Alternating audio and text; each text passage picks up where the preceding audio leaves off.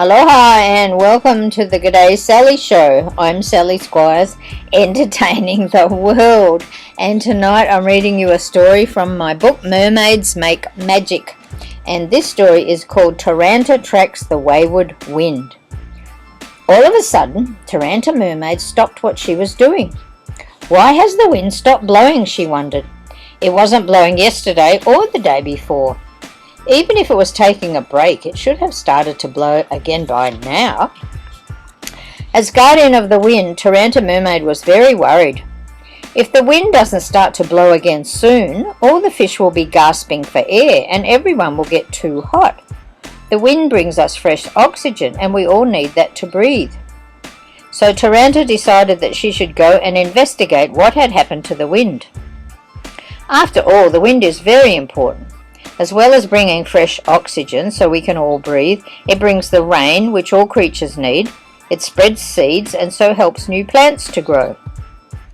More than that, thought Tarranta, it keeps the world cool enough for all of the world's creatures to live in comfort, and it circulates the water of the world's oceans.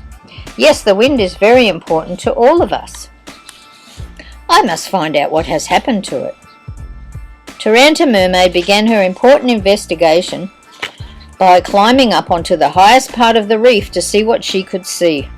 As she looked out across the ocean, she had to close her eyes because the light was so bright.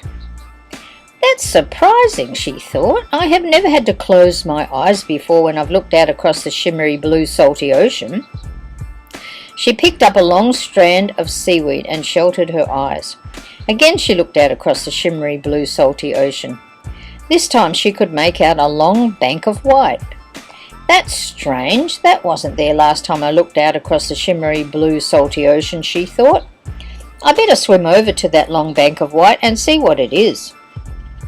Tarranta was still puzzled and perturbed about the absence of the wind, but she thought she should investigate the long bank of white first. She put down the long strand of seaweed that was shading her eyes, and with a quick flick of her sparkly silver tail, she was soon swimming towards the long bank of white to see what it was. As she got closer, Tarranta became even more puzzled. That's strange, she thought. That long bank of white looks like ice and snow. And sure enough, when she reached the long bank of white, that is exactly what it was. What is it doing here? She said out loud. She was so astounded. That's what I'd like to know, said a grizzly growly polar bear. I was just minding my own business like I always do, fishing in my favourite fishing hole, catching my favourite fish for Mrs. Bear and the icy poles. That's what I call our little polar bears. Next thing I know, this long bank of ice broke off from the ice shelf and floated away with me on it. And what's more, said the polar bear, it floated right away from Mrs. Bear and the icy poles. I have been floating for days. How am I going to get back to catch my favourite fish for Mrs. Bear and the icy poles for their dinner? They will be worried about me. Tarranta Mermaid waited patiently for the unhappy polar bear to finish his long lament. Then as she listened to the quietness, she could hear a roaring sound. It was coming from the other side of the long bank of white ice. I wonder what that is, thought Tarranta, and she plunged into the ocean waves to swim around to the other side of the bank of ice. The long bank of ice was so long that it took Tarranta a day and an hour to get around it. When she finally reached the other side, she was astounded by what she saw. All the wind that had not been blowing for days and days was held back by the long bank of ice. The long bank of ice was so large that the wind could not get past it to go and blow in all the areas that it normally blew in. Tarranta knew that she must do something to solve the problem of the absent wind, and she also needed to work out what to do about the long bank of ice. As well as that, she had to find some way to deliver the unhappy polar bear back to his home so he could continue to catch his favourite fish for Mrs. Bear and the icy poles. And after I have solved all those problems, I'll have to find out why the ice got so warm that it broke off from the ice shelf and floated away, blocking off the wind. Now, first things first, she decided. As she was thinking about these problems, the long bank of ice kept floating south, still holding back the wind. Tarranta could see that she needed to release the wind from behind the long bank of ice so it would stop floating south. She reached into her mermaid magic seaweed sack and brought out her special secret shell and beat out a message on it to all the other mermaids. Tarranta asked them to tell all their seagull friends to fly to where the long bank of ice was. Once they arrived, after an hour and a minute, Tarranta asked the seagulls to line up inside the wind, fill up their wings with as much wind as they could, and then fly it around to the other side of the long bank of ice. So all the seagulls did as Tarranta asked, and after an hour and a minute, they had flown all the wind around to the other side of the long bank of ice. After a minute and a second, the long bank of ice stopped floating south. Good, that's the first part done, thought Tarranta. By now the unhappy polar bear was getting impatient.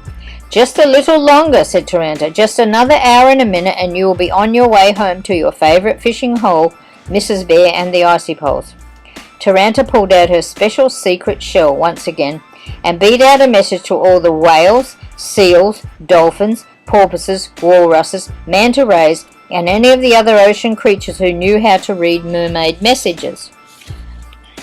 After an hour and a minute, they all lined up in front of Tarranta Mermaid. Thank you all for coming, she said. Now I need you all to line up in front of this long bank of ice and swim forward so we can push it back up to the ice shelf again so it will stop blocking the wind and Mr. Bear can go home to Mrs. Bear and the icy poles. So all the whales, seals, dolphins, porpoises, walruses, manta rays and any of the other ocean creatures who knew how to read mermaid messages lined up, and after a minute and a second they all began swimming together, pushing the long bank of ice up towards the ice shelf. After a day and an hour they arrived at the ice shelf and the long bank of ice joined together again with the ice shelf. The unhappy polar bear was happy again as he could now go back to his fishing at his favourite fishing hole to catch his favourite fish for Mrs. Bear and the icy poles. And the wind blew again over all the ocean creatures, keeping them cool and bringing fresh air to everyone, carrying the rain and spreading the seeds so the plants could all grow. So that story was from my book Mermaids Make Magic.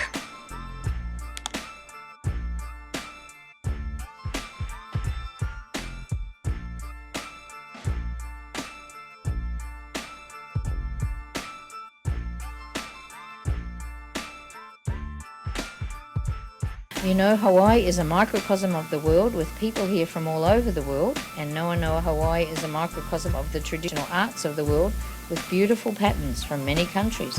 They've been in business for 38 years with wonderful Hawaii designed batik clothing. Their hand-dyed and handmade clothes have patterns that are based on traditional kapa and tapa designs from Hawaii, Polynesia, Micronesia, Indonesia, even New Zealand and Africa.